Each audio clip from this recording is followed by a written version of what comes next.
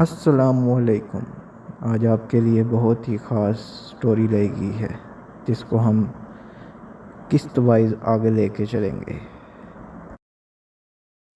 آخر میرا قصور کیا ہے؟ آج کی بہت ہی دردناک کہانی کا سوال۔ امی مجھے مجبور نہ کرو اس شادی سے، مجھے نہیں کرنی اس لڑکی سے شادی۔ ماں نے غصے سے بولا، تو بکواس نہ کر، اتنی پیاری لڑکی ہے، خوبصورت ہے، سمجھدار ہے، حافظ قرآن ہے، تم کو کیا ناچنے گانے والی لڑکی چاہیے؟ اسد نے پانی کا گلاس دیوار کے ساتھ مارا، مجھے نہیں کرنی شادی اس سے بس۔ ماں باپ نے مجبور کیا، اسد مان گیا، ٹھیک ہے کر لیتا ہوں شادی، اگر مجھے اچھی نہ لگی تو طلاق دے دوں گا۔ باپ نے گالی دی، کمینے انسان، کسی کی بیٹی کی زندگی برباد نہ کرنا۔ مناہل کو کہاں معلوم تھا جس کے ساتھ وہ بیاہ کرنے جا رہی ہے وہ مجبوری میں قبول کر رہا ہے۔ اس سے مناہل اور اسد کی شادی ہو گئی۔ مناہل اچھی لڑکی تھی، بہت اچھی، کب کون نصیب میں آ جائے، کب چلتے چلتے کوئی ہاتھ تھام کر زندگی کو جنت بنا دے اور کب کوئی جنت سی زندگی کو جہنم بنا دے، کون جانتا ہے؟ آنے والی سانس موت لے کر آئے گی یا زندگی، کون جانے۔ مناہل کے خواب تو تھے لیکن مناہل کا باپ تھا، ماں مر چکی تھی، بڑے 3 بھائی تھے، وہ شادی شدہ تھے، کون بھلا پوچھتا ہے بہنوں کو۔ اپنا گھر آباد کرنے کے بعد خود خیر مناہل کی شادی ہو گئی اسد سے۔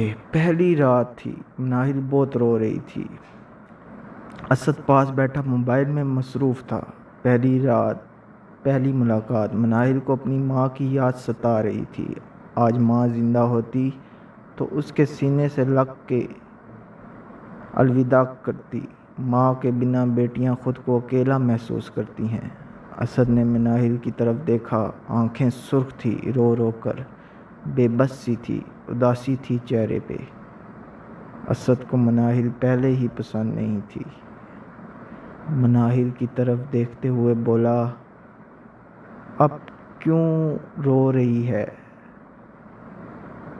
تم کو تو کوئی پھانسی تو نہیں دے رہا؟ اپنی مانوس آواز بند کر، مجھے بہت برا لگ رہا ہے۔ مناہل اسد کے اس رویے پر اور پریشان ہو گئی۔ خیر جیسے تیسے رات گزر گئی۔ اسد نے جانور سا سلوک کیا مناہل کے ساتھ۔ مناہل خاموش رہی۔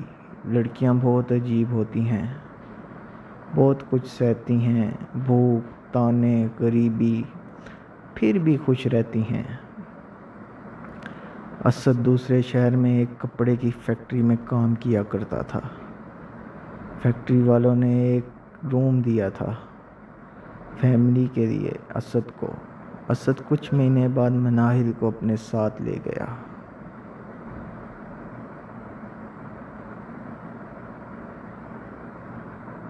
خیر گھر سے بہت دور مناہل اب اپنے شہر، اپنے گھر سے، اپنے ہم سفر کے ساتھ بہت دور ایک شہر میں جا بسی تھی۔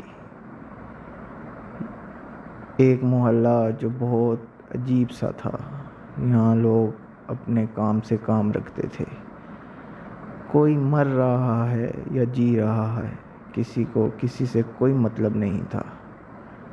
مناہل کمرے میں داخل ہوئی، سارا سامان مناہل نے اٹھا رکھا تھا۔ اسد چلا کر بولا، جلدی سے اب سارے کمرے کی صفائی کر، میں آتا ہوں۔ مناہل تھک چکی تھی۔ اسد باہر چلا گیا۔ مناہل بیڈ پر لیٹ گئی، سوچا کچھ دیر آرام کر لوں، پھر کمرے کی صفائی کروں گی۔ ایک انسان ہے، سفر کر کے آئے تھک جاتا ہے، یہ روٹین کے معاملات ہیں۔ لیٹی ہی تھی کہ آنکھ لگ گئی، سو گئی۔ رات کا ٹائم تھا، اسد گھر آیا، دیکھا مناہل سوئی ہوئی ہے، سامان ایسے ہی بکھرا پڑا ہے۔ اتنی کمینی عورت ہے، میں کہہ کر بھی گیا تھا کمرے کی صفائی کر، دیکھو جیسے باپ نے نوکر رکھے ہوئے ہیں، कैसे सोई हुई है। اسد نے گالی دے کر چلانا شروع کر دیا۔ مناہل ڈر سی گئی، سہم گئی۔ اسد نے مناہل کے منہ پر تھپڑ دے مارا۔ میں کیا کہہ کر گیا تھا، سمجھ آتی ہے یا نہیں؟ مناہل آہستہ سے بولی، میں تھک گئی تھی، آنکھ لگ گئی تھی، بس کر دیتی ہوں صفائی۔ جلدی سے برش پکڑا، صفائی کرنے لگ گئی۔ تھپڑ کا درد منہ پر نہیں روح پر ہو رہا تھا۔ صفائی مکمل کی۔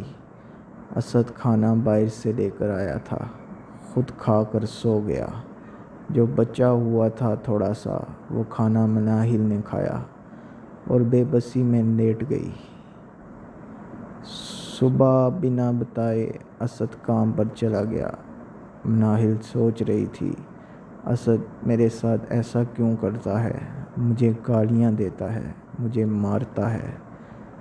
ایسی لائف تو نہیں چاہیے تھی نہ میں نے۔ کچھ مہینے گزرے، فون آیا، باپ گزر گیا۔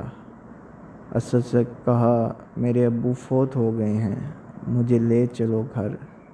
اسد نے منہ بنا کر کہا، جانا ہے تو اکیلی جاؤ، میرے پاس ابھی بالکل بھی پیسے نہیں ہیں، تم نے جانا ہے تو چلی جاؤ۔ اتنا دور کا سفر مناہل نہیں کر سکتی تھی، باپ کا آخری دیدار بھی نہ کر سکی۔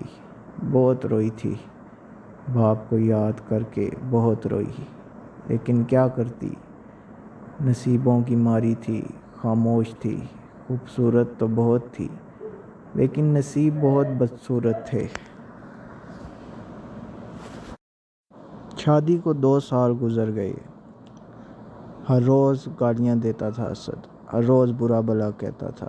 ایک دن اسد بھوکا گھر آیا، مناہل کو تیز بخار تھا، کھانا اچھا نہ بن سکا، مرچ تیز ہو گئی کھانے میں۔